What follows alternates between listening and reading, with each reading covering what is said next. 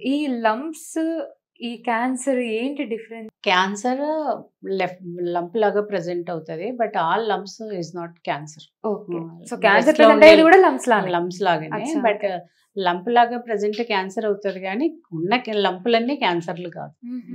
అసలు సో ఎందుకు lumps form అవుతాయి బేసిక్‌గా? ఇది కూడా అంతే. డెవలప్‌మెంటల్ స్టేజ్ ఆఫ్ బ్రెస్ట్ ఉంటది కదా! ఒక్కో స్టేజ్‌లో ఒక డెవలప్‌మెంట్ ప్యూబర్టీలో పెరగడం ఉంటది. ఆ ఓకే. పెరిగే ప్రాసెస్‌లో కొంచెం టిష్యూ డిఫరెంట్‌గా పెరుగుతుంటది. ఓకే. మిగతా దాంతో కాకుండా.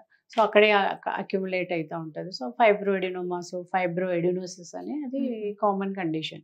తర్వాత ప్రెగ్నెన్సీలో బ్రెస్ట్ చేంజెస్ వస్తా ఉంటాయి. అది ఓకే. పెరుగుతూ ఉంటాయి. తర్వాత లాక్టేషన్ ఇచ్చినప్పుడు ఫీడింగ్ స్టేజ్‌లో అలా మళ్ళీ ఆఫ్టర్ ఫ్యామిలీ కంప్లీషన్ తర్వాత at the age of menopause మళ్ళా బ్రెస్ట్ సైజ్ తగ్గిపోతూ ఉంటది. ఓకే. బ్రెస్ట్ అనేది ఒక డైనమిక్ ఆర్గాన్. ఎప్పుడూ చేంజెస్ జరుగుతూనే ఉంటాయి. ట్రూ. సో ఆ చేంజెస్‌లో కొంచెం ఏదైనా వేరియేషన్ వచ్చినప్పుడు అక్కడ లంప్స్ తయారవుతా ఉంటాయి. ఓకే.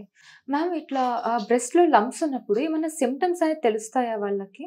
జనరల్‌గా self palpation or taking bath అప్పుడు క్లీనింగ్ చేసుకునే ప్రాసెస్‌లో తెలవచ్చు లంప్ లాగా. తెలిసినప్పుడు జనరల్‌గా పానిక్ అవ్వకుండా డాక్టర్‌ని వెళ్లి కన్సల్ట్ అయితే సరిపోతది. Okay. At the age of